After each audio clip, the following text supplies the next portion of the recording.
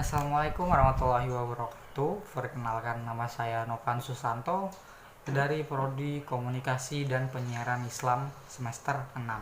Nah, di sini saya ingin memberikan sedikit informasi mengenai apa aja sih alat-alat yang digunakan untuk produksi televisi atau TV.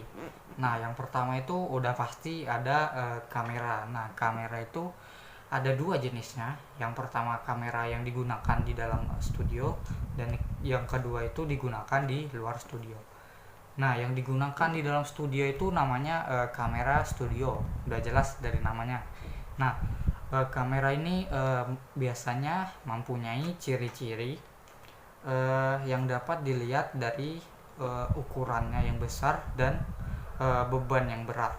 Nah, ukurannya yang besar ini dimaksudkan agar hasil dari pengambilan gambarnya itu hasilnya itu benar-benar still dan smooth atau tenang dan halus. Nah, biasanya kamera ini juga dilengkapi dengan zoom servo atau remote pengatur pembesaran gambar. Lalu yang kedua ada pedestal yang fungsinya itu kayak tripod. Lalu ada juga viewfinder dan juga intercom yang biasanya memungkinkan program direkturnya itu mendirect kamerawannya. Contoh gambarnya. Kita lanjut ke jenis yang kedua, yaitu yang digunakan di luar studio. Nah, yang digunakan di luar studio ini juga ada jenisnya, yaitu jenis yang pertama itu ada ENG atau Electronic News Gathering. Nah, kamera ENG ini biasanya digunakan untuk meliput sebuah peristiwa, kejadian, dan juga sebuah berita. Nah, kamera ini biasanya mempunyai ciri-ciri bentuknya yang portable, yang artinya itu mudah dibawa kemana-mana. Nah, kamera ini juga dilengkapi dengan shake reduction atau peredam getaran dan goncangan, serta dilengkapi dengan baterai dengan daya tahan yang cukup lama. Ini contoh gambarnya. Kita lanjut ke jenis yang kedua, yaitu kamera EFP atau Electronic Field Production. Nah, kamera EFP ini yang digunakan untuk memproduksi non berita. Contohnya kayak drama, sinetron, habis itu non drama dan lain-lain. Nah, kamera ini mempunyai ciri-ciri biasanya dilengkapi dengan aksesoris seperti tripod, kren atau jimmy jib, dan juga kadang dilengkapi dengan zoom servo. Lalu ada juga viewfinder dan intercom. Oke, kita lanjut ke alat berikutnya, yaitu video tape recorder atau FTR. Nah, FTR ini adalah alat yang terdiri dari sistem elektronik dan juga mekanik yang digunakan untuk merekam dan memutar sinyal gambar, yaitu video, serta sinyal suara audio untuk keperluan siaran dengan media penyimpanan atau perekamnya itu adalah pita magnetik. Nah, selain kedua sinyal tadi, juga terekam sinyal kontrol CTL atau kontrol track line, dan juga ada sinyal address TC atau time code. Nah, sehingga kita dapat mengetahui posisi suatu gambar dan juga audio pada kaset atau tape berdasarkan time code-nya.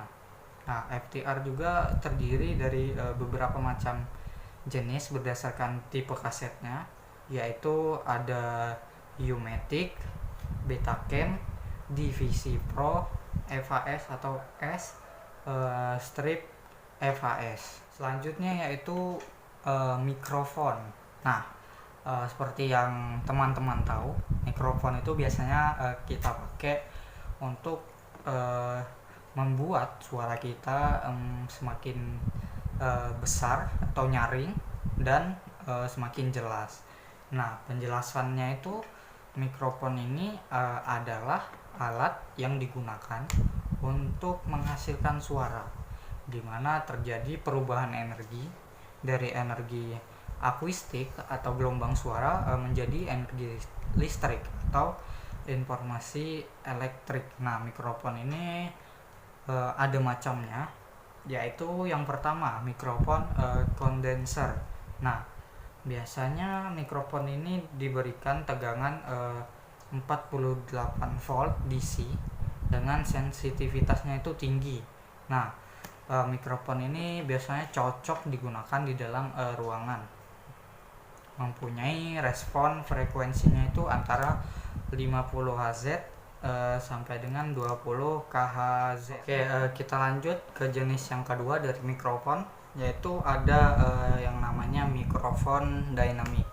Nah, mikrofon ini biasanya cocok digunakan di luar studio atau outdoor.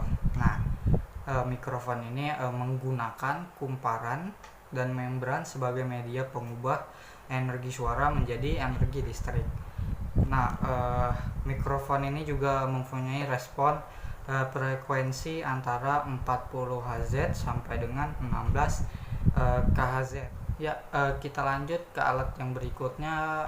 Ada yang namanya audio mixer. Nah, audio mixer ini adalah alat yang digunakan untuk mencampur atau memixing suara dari berbagai sumber. Contohnya kayak dari mikrofon, tape recorder, FTR dan lain-lain. Nah, sehingga menghasilkan suatu output dari hasil gabungan berbagai sumber suara tersebut yang kemudian akan diteruskan ke master switch, yaitu alat yang berikutnya akan dijelaskan untuk disiarkan ke pemirsa. Lanjut alat berikutnya, seperti yang saya bahas di penjelasan sebelumnya, yaitu master control switcher atau MCS. Nah, master control switcher ini adalah alat yang fungsinya itu untuk memilih sumber audio dan juga video secara bersamaan dari berbagai sumber, misalnya dari FTR, dari dalam studio, luar studio, dan lain-lain. Nah, master control switcher ini adalah alat yang sangat penting dalam dunia pertelevisian karena digunakan untuk menampilkan program yang akan ditayangkan kepada pemirsa di rumah melalui terestrial maupun satelit. Nah, master control switcher ini juga dapat terhubung dengan software. Nah, sehingga fungsinya itu dapat bekerja secara otomatis dengan dikendalikan melalui komputer yang menggunakan jaringan LAN atau LAN.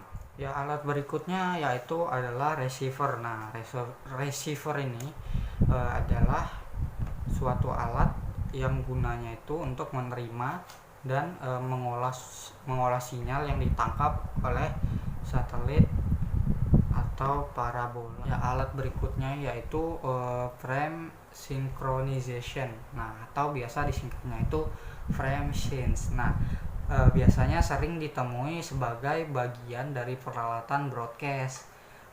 Sesuai dengan namanya, frame sync ini alat yang gunanya itu untuk melakukan sinkronisasi frame. Nah, alat ini biasanya digunakan apabila ada suatu peralatan yang lain yang tidak mempunyai input reference dan outputnya itu akan dimasukkan ke dalam sistem yang sudah mempunyai reference sendiri. Alat berikutnya lagi yaitu routing switcher. Nah, routing switcher ini alat yang fungsinya itu menjadi penghubung banyak komputer di dalam satu jaringan yang menggunakan kabel LAN. Selain menghubungkan komputer, switch itu juga digunakan sebagai penghubung perangkat lain seperti modem, router, bahkan telepon. Oke, kita lanjut ke alat yang terakhir yaitu waveform. Nah, alat ini biasanya digunakan untuk mengukur kualitas video yang dihasilkan dari masing-masing input, baik itu kamera, FDR, ataupun yang lainnya. Nah, alat ini juga bisa digunakan untuk mengukur kualitas audio. Nah, waveform ini menampilkan grafik yang menjadi parameter atau acuan yang bisa digunakan untuk melihat kualitas video maupun audio. Nah, kira-kira sudah sesuai harapan atau belum? Nah, jadi itu aja yang bisa saya sampaikan tentang apa aja sih alat-alat yang biasanya digunakan untuk produksi televisi atau TV. Jadi saya akhiri, wabillahi taufiq walhidayah. Assalamualaikum warahmatullahi wabarakatuh.